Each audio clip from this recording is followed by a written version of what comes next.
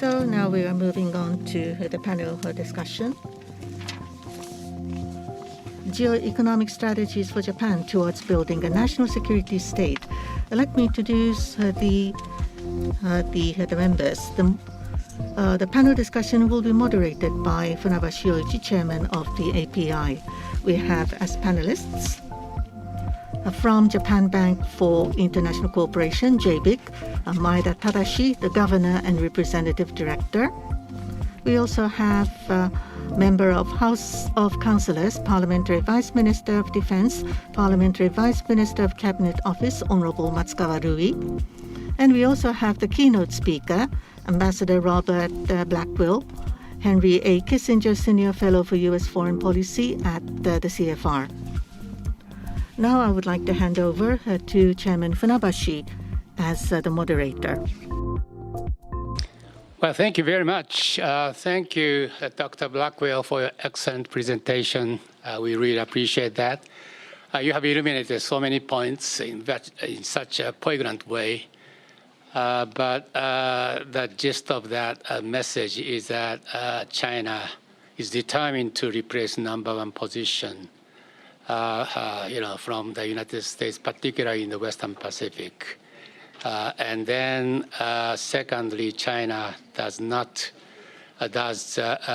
resort to geoeconomic measures to expand its influence.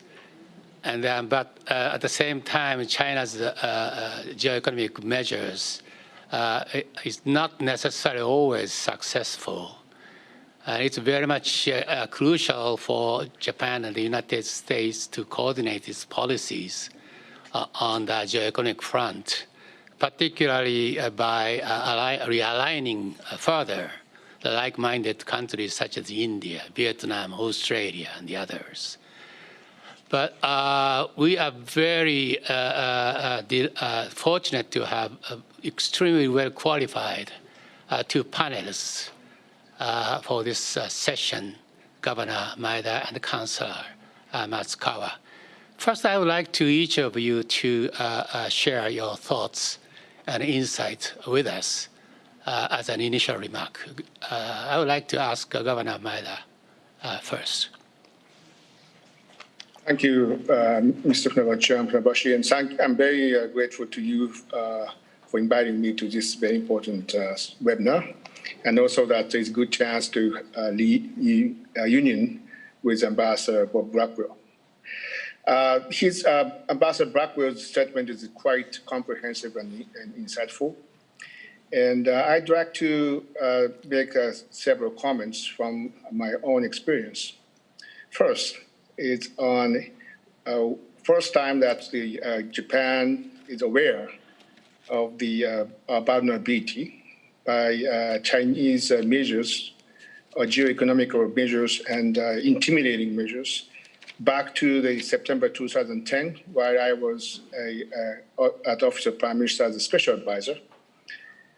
In September 2010, the Chinese fishermen's boat collided with a patrol vessel of Japan and Coast Guards, and then the Japanese government determined to arrest the captain of the boat. And then the extraordinary that the government is forced to release. In order to make the change of the policy and behavior of Japan, that China used these geoeconomic measures, first on arrested some Japanese businessmen and tourists in China, and then they put a ban on the rare earth element export to Japan. And also that the organizing large-scale protests and boycott of products to Japan. So several the very adversary measures already China did. It's a far from sophisticating manner. It's like Yakuza style. It's it's intimidating measures. But it's a first wake-up call to us that China would do it such a way. And in response to this, in particular of the ban on a rare earth element, because this is very important critical mineral, which is indispensable for the electric vehicles or permanent magnet and hard disk drive and the making the catalyst of the emission of the vehicles. So these wide negative advisory impact by means of this ban on the export to rare earth element. And 2 years later, in March of 2011, Japanese companies, trading company Sojitsu, and agency of Japan, the Geoeconomic, jointly made equity investment to the Australian company Linus, up to $250 million equivalent, and then in turn that they get contract of the rare earth element, the import for 10 years. As a result of these efforts, dependency of rare earth element on China in 2010 was 85%. Now recently declined to 58%. Therefore, it's some sort of effort and the world diversification of supply chain. However, the importance of the critical mineral, especially rare earth element, is increasing. And China will use this as a measures of geoeconomics. And they are trying to capture all of the supply chain, not just only the upstream rare earth ore. Normally that is used, including in a tin upstream. And they are almost monopolizing that process of the separation and the purification of this rare earth element. Therefore, that the most recently, the President Joe Biden of U.S. recognized this vulnerability of the supply chain of rare earths, not just only rare earths, as also that high capacity batteries and other critical minerals and active pharmaceutical ingredients. Those four sectors, the president required that relevant ministries and the departments to make the report, full report, within 100 days. And also the U.S. is aiming at making the supply chain and resilience of supply chain, not just only by the U.S., but with like-minded countries and allies. So Japan must be in a part of this effort and to make the more proactive the actions together with the United States. And also, most recently, the Quad summit meeting took place on 16th of March. And several days before this event, I received a telephone call from Clark Campbell of the White House, the Indo-Pacific coordinator, to ask me for participating to the Quad basis vaccine expert group, and to arrange the alternative supply chain of the vaccines, because it's most keen, because China is now using the so-called vaccine diplomacy.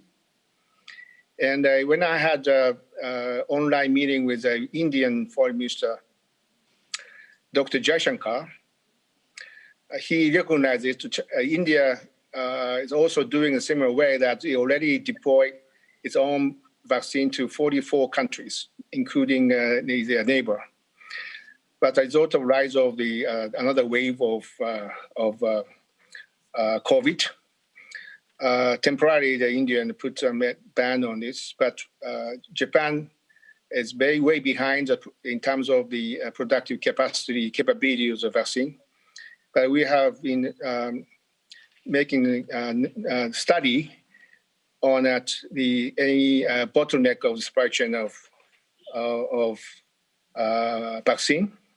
And we made a very wide range of the study and hearing from the business not only mainly in Japanese business, but also that other parts of the world. And back to the layers element, that company, Australian company Linus, is now constructing that factory in Texas, United States, which is the first investment in the United States, the factory of the separation or purification of rare earth element. So that this is very important because white China almost monopolized this process. Therefore, this is the first case that US, Japan, and Australia will make alternative supply chain and the contribution of residues of critical minerals. And also, I will make some other comments or some different comments on the what exactly is reality of the Chinese economy right now. I think that we are refraining from the overreaction and overestimates of the Chinese capability. And before that Prime Minister Suga's trip to Washington, D.C. to her first actual summit meeting with President Biden, we made some simulation of the possible adversary measures taken by Chinese, similarity what they did in the 2010. But probably I expected that some of the hundreds of the fishermen boats will come to Senkaku, guarded by Chinese Coast Guards, and also the anti-Japan protests and boycott. But actually, they did not do that. Nothing happened. First, now the Chinese economy is not so in good shape. In the short term, the economy looks very robust. However, in medium term, due to the aging working force and the declining of the working force, and also negative impact by the decoupling between U.S. and China, especially that limitation of the capital flow of the United States to China. What's happening right now is a mounting indebtedness of the corporate sector. And the debt obligation, except financial sector in China, is roughly 270% of GDP right now. This is almost a similar figures that the Japanese figures in the back to 1980s, which is an era of the bubble economy. And a lot of the defaults already happened in 2020, 150 defaults of the corporate bond. Amount to be roughly 170 billion renminbi. And this is surpassing the record of the 2019, which was 150 billion renminbi. It's a default. And AAA rating holders, like a state-owned enterprise, like Tsinghua Unigu, is Yunchenko, and most recently China Hualong Asset Management. This is a kind of distressed asset management company, partly owned by the Ministry of Finance of China. So that's mounting defaults happen. As a result, that commitment by two mega state-owned banks, China Development Bank and the China Export-Import Bank, commitment of the new loans in 2019 was only it's only $3.9 billion. And it's a 95% decline from the 2016, which is $75 billion. So now the Xi Jinping leadership, they asserted that so-called internal circulation of capital and more priority on internal domestic circulation rather than external circulation. And therefore, that's temporary. Probably it's temporary, but now that China suffers from this mounting debt issue, and also that puts a limitation of capital flow to outside China. And by the way, I was invited every year by Tsinghua University to that side event of Davos meetings in Switzerland, the so-called Belt and Road Initiative seminar. And many former head of state of Eastern and Central Europe bloc, and also that key ministers of Indonesia and other Asian countries also that participate as panelists. But most recently, the 17 plus 1, the Lithuania withdrew. And I had a meeting with leaders from Serbia and leaders from Greece and others. They recognize that some risk of the Chinese money, and they are keeping an eye on the possible counter alternative measures proposed by U.S. and Japan. So that they said that if U.S. and Japan can propose alternative support rather than China, we may prefer, he said, U.S. and Japan to Chinese one, because he said that China said that it's unconditional. But in the long run, it's not unconditional. It's maybe some conditional. They said it's maybe true. And also in a private meeting with Dr. Jaishankar proposed to me that the Japanese support is welcome. However, that we need to cooperate together in neighbor countries, in third countries. He pointed out some example, like the Nepal, Bangladesh, Sri Lanka, Bhutan, and Myanmar. Myanmar is now a very chaotic situation. However, that's he talked about Myanmar. And also that countries like Indonesia and Vietnam, they are balancing between China and US-Japan.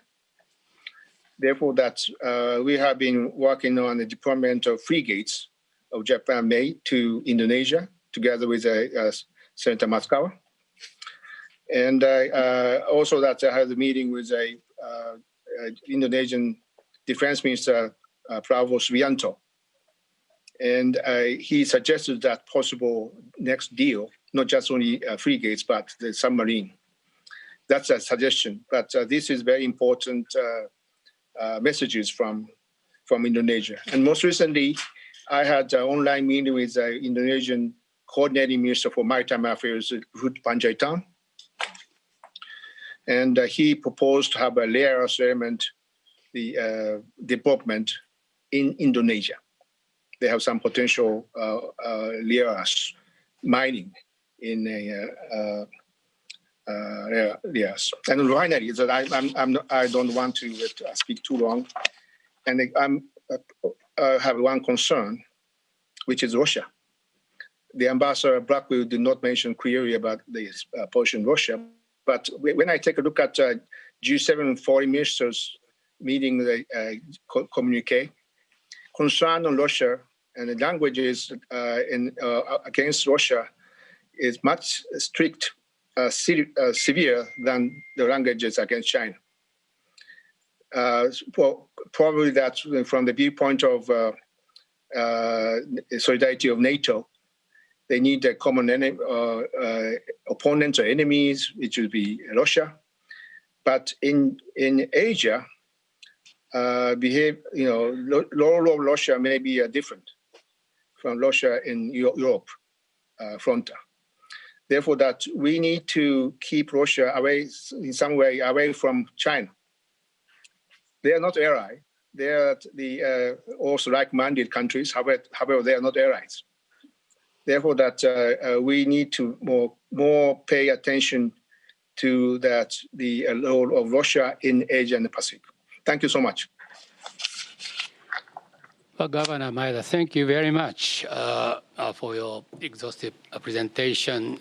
Particularly, you share a much keen sense on the ground of Indo-Pacific and its implication for geoeconomic statecraft.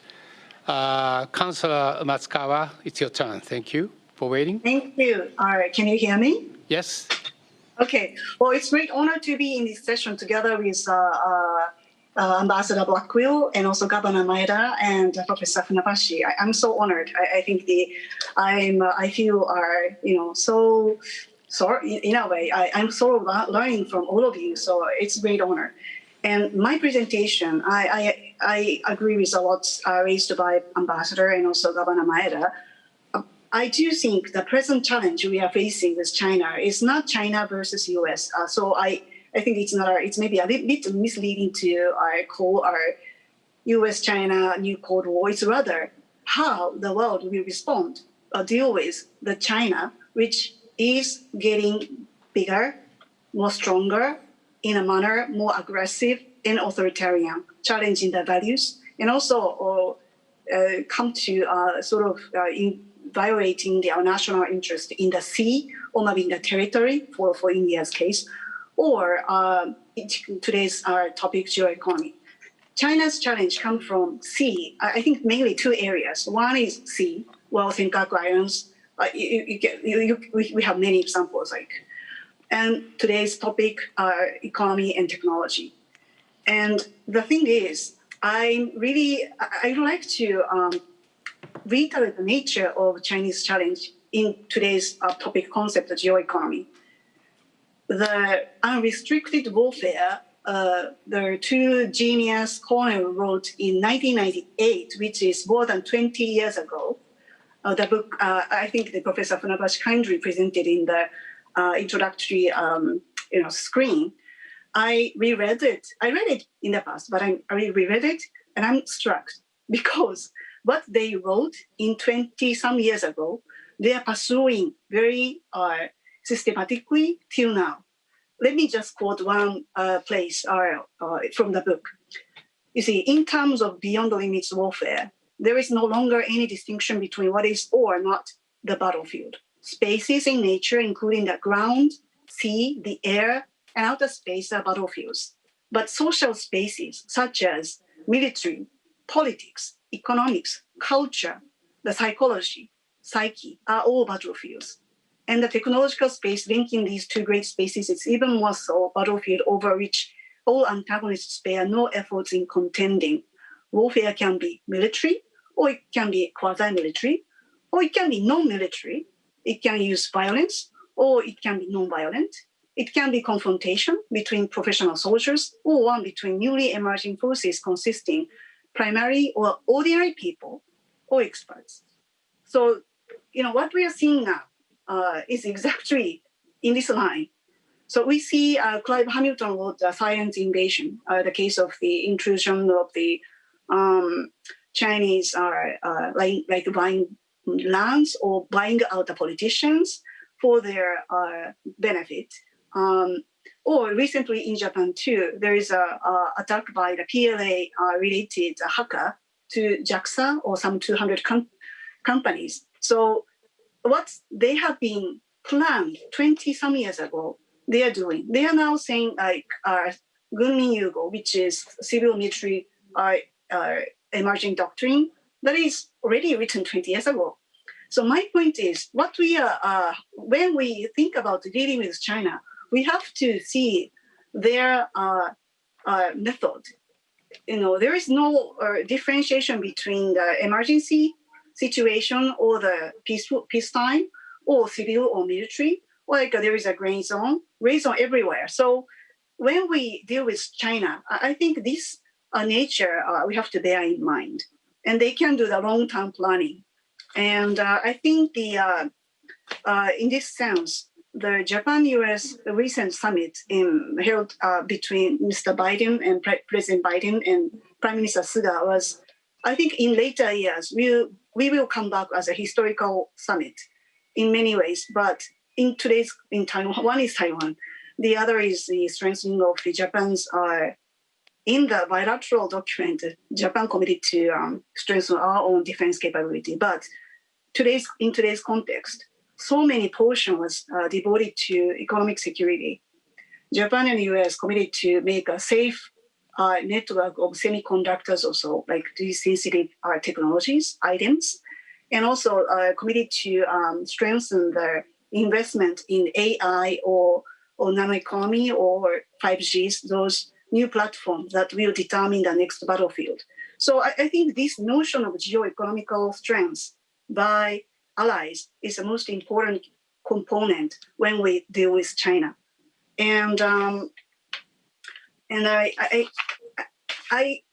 if I may just touch upon what I experienced in the past, I was originally a diplomat, being in the ministry for more than 20 years.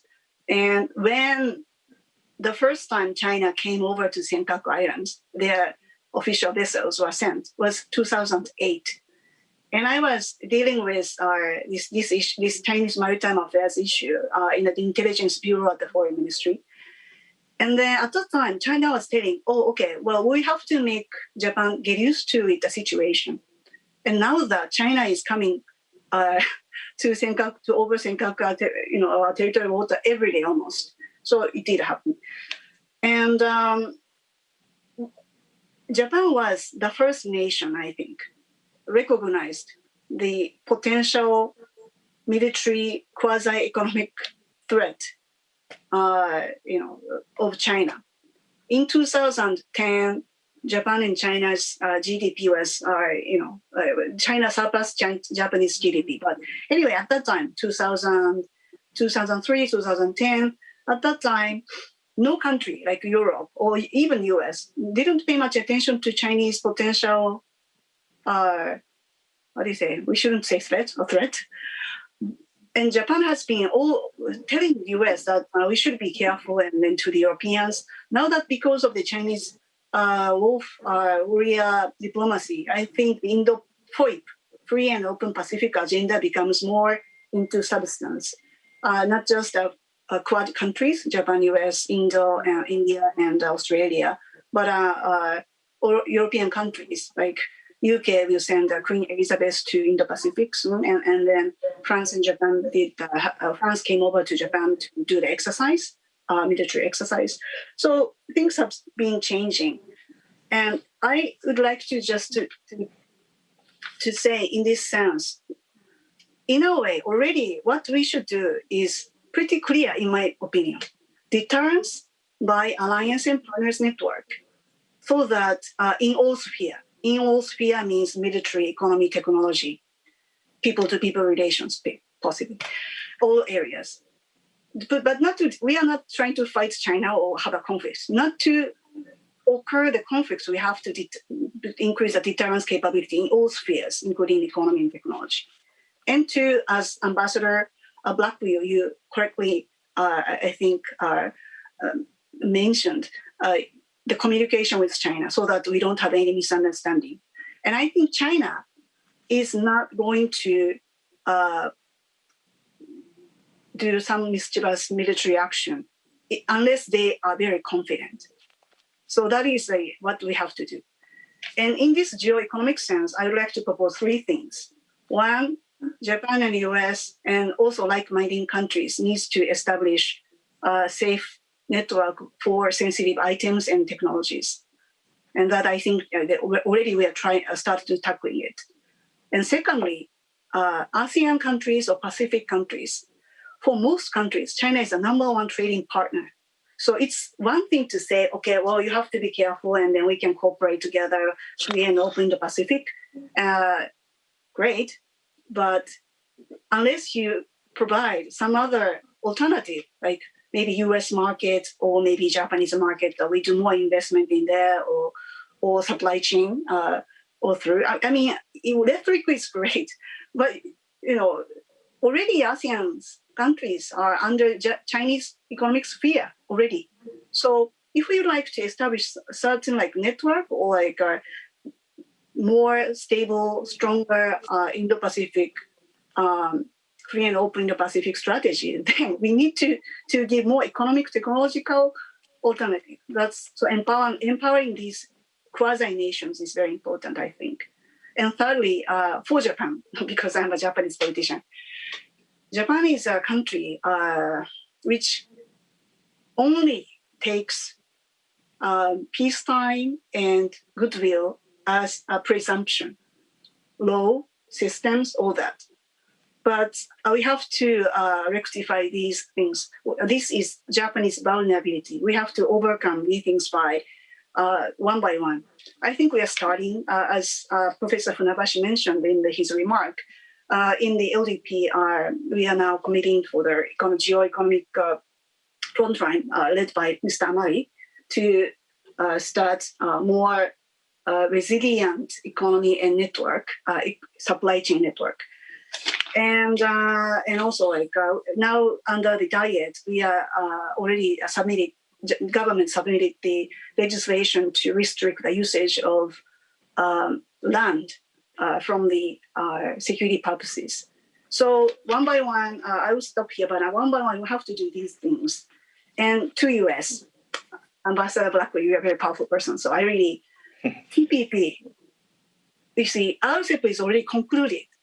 RCEP means Japan, China, South Korea, FTA, which compose most of the Asian GDP. If US is not engaged in this huge platform somehow in TPP, I think the beautiful strategy doesn't work. So, and then China is saying maybe for it's not a strategic, but more tactical reasons, they show the interest in TPP. So at least maybe the US can say that it has interest. No need to maybe conclude soon, but to close a loophole, the possibility of Chinese coming into TPP. Thank you. Thank you very much, Councilor Matsukawa. The perception gap of China's challenge between the US and Japan now has seemed to narrow almost to zero, as illustrated in the most recent summit between President Biden and Prime Minister. So that's so encouraging and reassuring to see that. Both Governor Maeda and Ambassador Blackwell mentioned China's problem, actually. Even though China has doubled down its effort to promote and expand its sphere of influence by using that geoeconomic means, particularly throughout Southeast Asia and beyond. The world is now seeing some pushback from some countries, even from Pakistan. So that's one. And secondly, as Governor Maeda mentioned, China itself will be likely to be confronted with internal challenges such as population bust and labor shortage already is now perhaps seems to be underway. So we perhaps shouldn't see China as a 10-feet gorilla, and we should see China as it is. But I'm wondering how, Professor Blackwell, you will see China's vulnerabilities and in the coming years, and how to for us to exploit that in geoeconomic games. Would you make some comments on that? Yes. Let me begin by expressing bewilderment about the low quality of Chinese diplomacy, really around the world.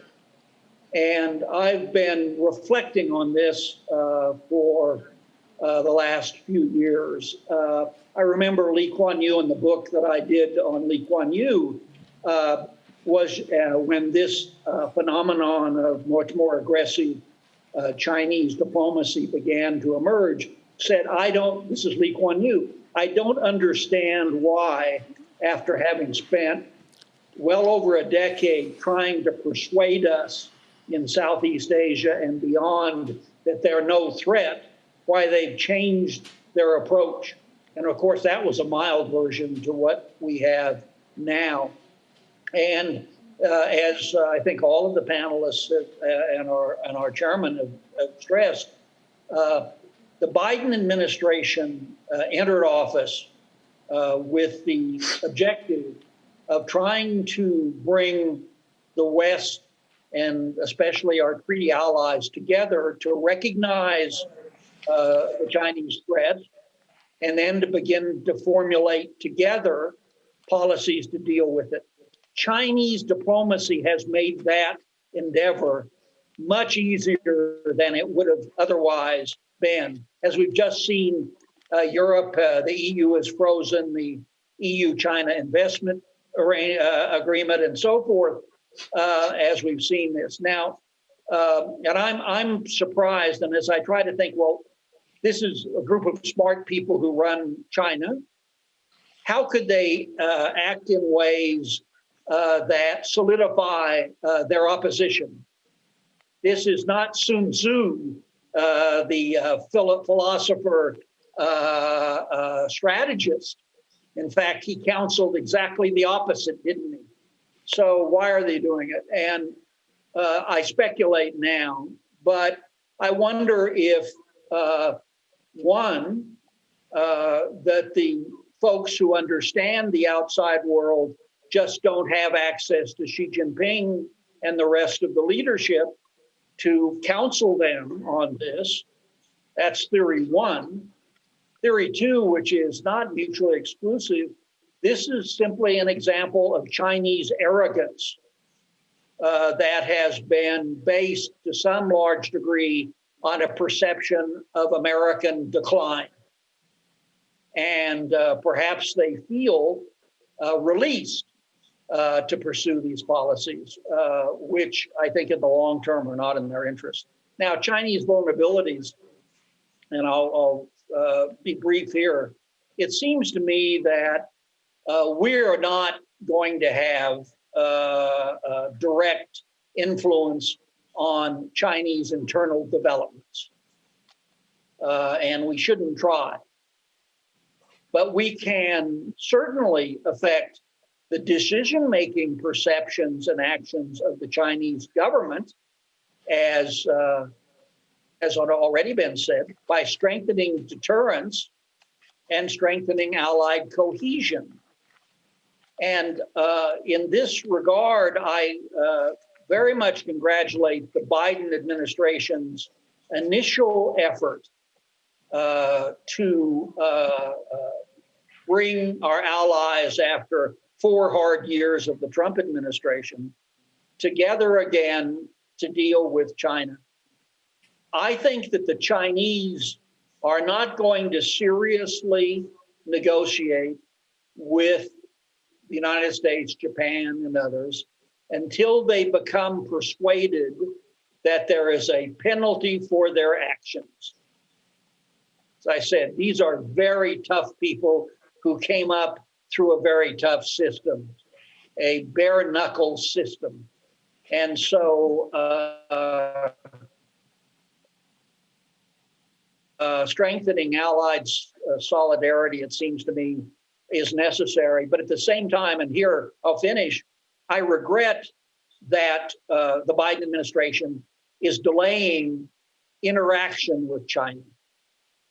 It is clear that the Biden administration has concluded that they can't both engage China and strengthen the alliances at the same time. And I think that's a mistake. We should be talking to the Chinese.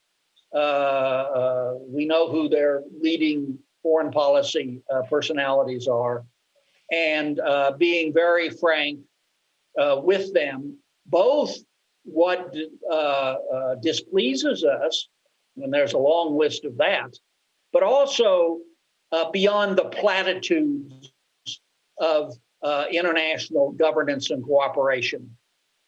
We need to get with the Chinese beyond the platitudes.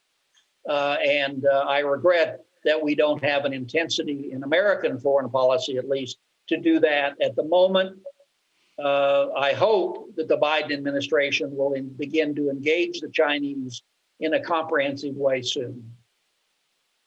That Alaska meeting 2+2 is just a platitude, you know? Sorry, was that you just regard the Alaska meeting between Jake Yeah, Sullivan? well, I think it was unfortunate the way it began, and it was unfortunate the way it ended.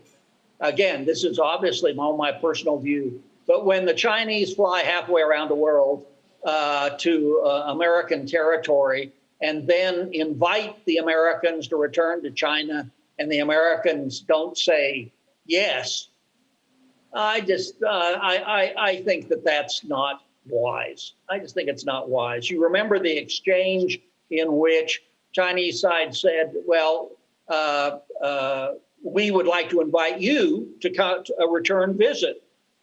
And Secretary Blinken said, thank you. The Chinese said, well, what does thank you mean? And Secretary Blinken said, it means thank you. Well, really. So the effort to strengthen the alliances, as we've all said, is very well placed. But as you all will see, and our viewers will see, and others, the section of my paper that I concluded with about interacting with the Chinese is much longer than I was able to present here. And it really is a heartfelt plea to engage diplomatically with Beijing. The stakes here could not be higher. So I want to stress this to our viewers, that conflict between the United States and China would be a catastrophe for everybody. And those who speak casually about that, it seems to me, are not serious. It is difficult to exaggerate what would happen to Asia and the world if there were military combat between U.S. and Chinese forces. And so this is about as serious as any foreign policy issue, more serious than any foreign policy issue that the United States and Japan face now. We have to persuade China to embark on more responsible behavior, but we have to do it in a way that doesn't produce conflict, arrogance on our side, unilateral demands on our side, no willingness to compromise on our side. None of those approaches are going to try to stabilize the situation. So I want to put before us a plea for a major diplomatic effort, coordinated, of course, between the United States, Japan, India, Australia, and so forth. Thank you. Governor Maeda, Councilor Matsukawa mentioned that we really have to come up with an alternative to China's geoeconomic game, particularly towards Southeast Asian countries. We have been talking about FOIP, Quad, and the others, but we really have to put the flesh to the bone. Where is the beef? We have been hearing all declaratory policy. That's all good, and the willingness to re-engage with Asia. That's fine. That's even better than the previous administration. No question about it. But nonetheless, when it comes to the trade policy, as Matsukawa-san mentioned, RCEP, the United States still does not seem to be interested in getting back to CPTPP. And on human rights issues, although, we all are aware that the human rights having universal values, regardless of race and nations and the others. But nonetheless, if you just put each Asian countries on the spot by accusing them of violation of human rights one after another, I think they will all look to China for protection, and the United States will end up being a loser. What's your comment on that? Well, this is a very delicate question, probably. And first on alternative measures, actually, the FOIP, that's the actual players in the FOIP right now is three nations: U.S., Japan, and Australia. And if we include India, it's Quad. But Quad is a little bit difficult to perform because on a narrowly defined national security and military issue that this works very well. But for example, that India will not participate to RCEP. And historically, India keeps is a independent diplomatic policies, and it's historically close to Russia, and therefore that's there's some difference of the priority of interest between three countries: U.S., Japan, and Australia, and India. So therefore, that we need to.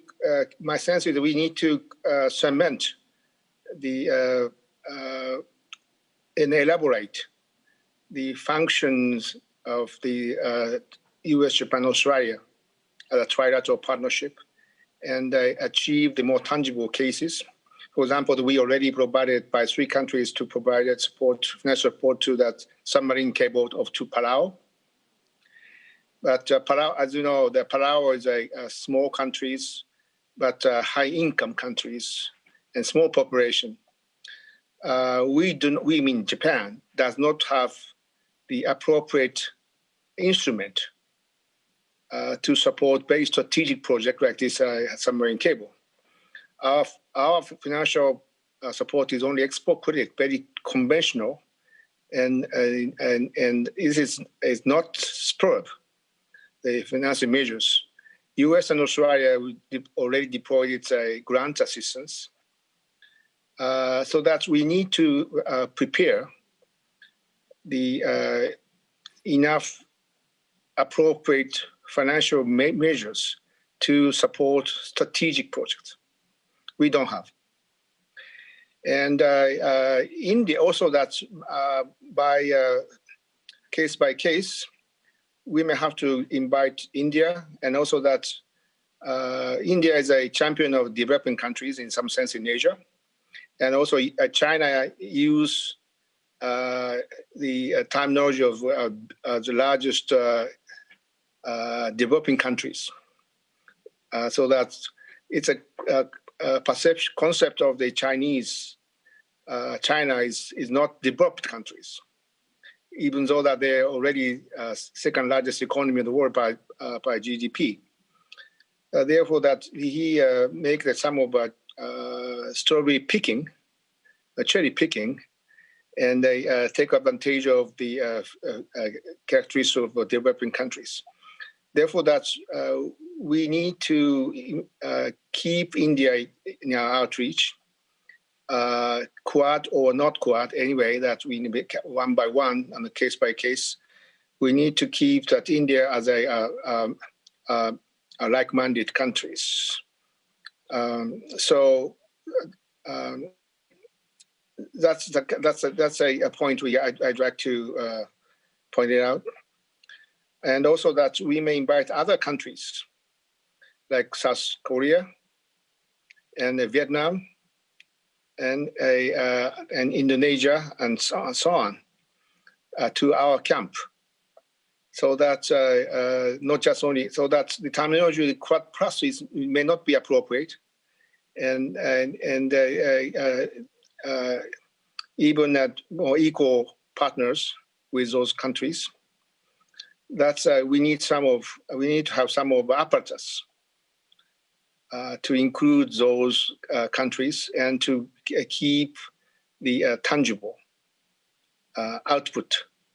That's very important. Only notion, and also one more example is that we are now part of the task force of the three countries, Japan, US, Australia, on Blue Dot network. We are the founding member of Blue Dot. Most recently, Biden administration tried to insert very strict language of the climate change to the Blue Dot network.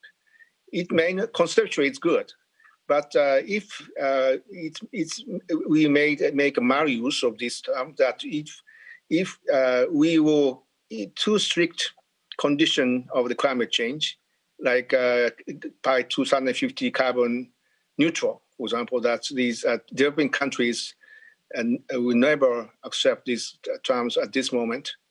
Therefore, it's a very tough issues for developing countries. And a climate change summit hosted by President Biden, Xi Jinping was invited, but he did not make any new commitment. Nothing, zero. Therefore, he tried to use this and hide it at the back of these developed countries. Therefore, that Biden's administration is too much lean on this climate change. This is a little bit dangerous to lose this outreach of the developing countries by putting too much stringent condition on climate change. Sorry. Thank you. Chairman, excuse me, Chairman, could I just chime in? I was remiss, please, in my last intervention to not stress how much I agree with Councilor Matsukawa that the United States cannot have a successful policy in Asia without a successful trade policy. It simply cannot. And it looks as if the Biden administration thinks trade is too hard in 2021. But I'm not sure it'll be easier in 2022. And the failure to rejoin TPP, especially when China is now showing interest in it, is a very serious policy lapse. But as you know, it's completely tangled with American domestic politics. Thank you. Well, we are running out of time, but I would like to ask this question to Dr. Blackwell on India. Modi's India is now bungling on handling the COVID-19 badly, and it's very much unfortunate, particularly when you consider that critical need to evolve the Quad by enhancing India's capability and also strengthening India's commitment further to Quad. How do we expect India to play as a very much committed member of Indo-Pacific strategy such as Quad? I would like to ask your take on that. Also on Russia, as Governor Maeda mentioned, that Russia, in my view, also is a status quo power seeker in Asia-Pacific. And also India and Vietnam have forged a very long-term strategic relationship with Russia. Russia has been a major, perhaps primary weapons supplier to both countries. So I think that Russia's role should be also is very much should be regarded as very much a crucial one to develop that countermeasure vis-a-vis China. I'm very much interested in your view on that. Well, let me start with the Asian Quad in India. The Indians will go along with the Asian Quad for strategic reasons, and we've just seen a demonstration of that. But they will go very slowly. As Governor Maeda said, they will go very slowly. They are still seeking an equilibrium in their relations with China. And anything that feels to India like an obvious anti-China orientation by the Quad is not going to be acceptable to the Indians. And the militarization of the Quad, I think, is very far away. I believe those who talk about the Quad developing into an Asian NATO don't know anything about India and its history. Nevertheless, they've already agreed to the vaccine initiative, which is good for the public good, and they will participate quietly, but as I say, with substantial restraint. On Russia, and the viewing audience might be interested, I spent 2 years of my life as U.S. ambassador to India. I would say, it's just my view, that the relationship between India and Russia now is almost entirely connected to arms transfers.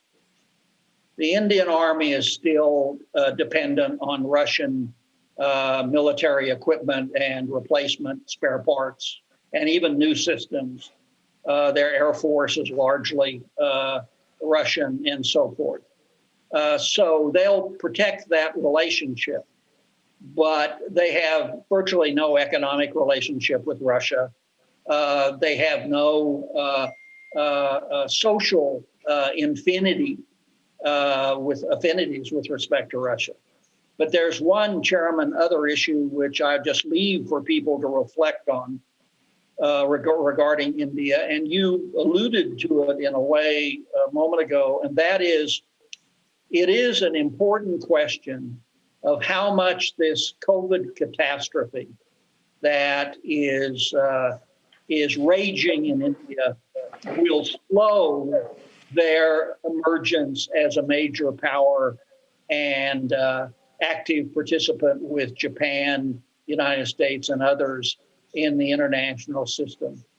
This tragedy is much worse, of course, than the official figures, much worse. The Indian countryside has no healthcare system, and hundreds of millions of Indians live there. The Indian government has no way to monitor what is happening with COVID in the Indian countryside. And for those of you who have been in India, it is densely populated, and social distancing is an unknown convention with Indians. So it is a terrible, terrible tragedy. And I don't, of course, the Indian government, both with the Prime Minister Modi and our friend Jai Shankar, the Indian foreign minister, will try to minimize the effect on Indian power projection, but it is going to be substantial. This catastrophe will be years playing itself out in India with untold human life sacrificed. And so for those of us who want India to play a major part in the balancing role of dealing with emerging Chinese power, quite apart from the human tragedy that this entails in India, it has substantial geopolitical implications too. I agree. Geoeconomic strategy is distinctly different from the traditional national security, particularly in operation and policy-making process. It requires a very effective partnership between the public and private, the government and the companies, because the companies are the main players in geoeconomic games. And this really poses challenges to policy making of economic security. Also, it requires a very effective and trustworthy cooperation among the allies. Excuse me. Even though in the allies, the companies are often competitors. So how do you really, manage those those challenges in implementing that economic security policy effectively? I would like to ask this question to Councillor Matsukawa. I think this perhaps is the last of my question. Thank you. Then, yeah, just to respond specifically to your question, I because it's related, if I may just comment on the point raised, I think China, diplomacy with China is very important. I totally agree with Ambassador Blackwill. But that being said, I think it's a matter of sequence, and also it requires the sequence and timing. And China is a country only responds to a nation, a country or countries that has strategy and strength.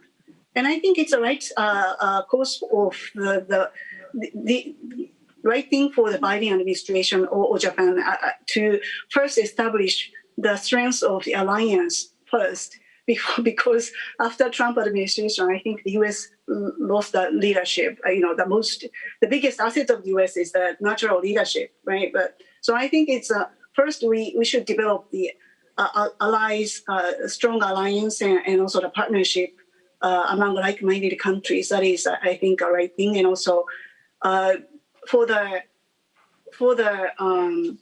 Quad and maybe more, including UK or some others.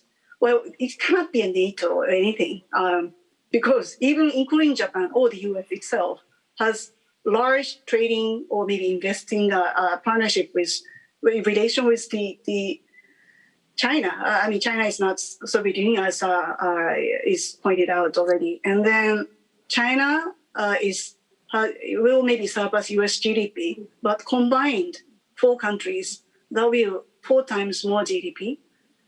If Japan, US, Australia, India count 4 times more, twice as many GDP combined by China, and also our population also likewise. India is very important in this regard. So that's one thing. And then it relates to the Professor Funabashi's question, how the companies, we are democratic countries, and we cannot just like China order this company to do this and that, or cut off the companies in China. We cannot do that. But I think Chinese government activity itself now already caution Japanese companies or companies in any countries that, well, to business in China, you have to have plan B, right? If you just all depends on China, Chinese government can block the transfer of the revenue from China to your home country, or maybe steal the IPL, or order the employees even to do any act of securing the technologies in an improper way. I mean, many things. I think already Japanese companies or our companies themselves are began to realize that they have to think twice to do business in China. And then to do so specifically, I think each country needs to, especially Japan, actually. Japan is very loose on this area, to have the legislation to secure the technologies, sensitive not necessarily all of them, but sensitive technologies, or very basic items like critical items, or like pharmaceuticals or medicines, or even masks, we could include if you like, to have its own base in your own country or countries that you can trust. That is a network, safety network, I think that's called. And especially semiconductors, let's take.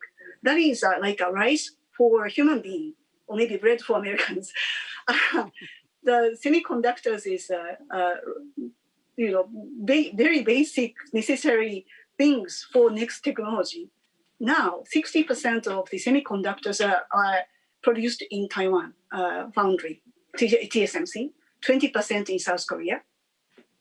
So Taiwan is important, not just geopolitical way. It's situated only 110 kilometers from Japanese Yonaguni Islands, and then it's in the middle of their first island chain. But economically, geoeconomic sense, Taiwan is important. And then if also, I think Japan and US already start thinking, but relying on this 80% of the semiconductors in these 2 countries, is it safe enough?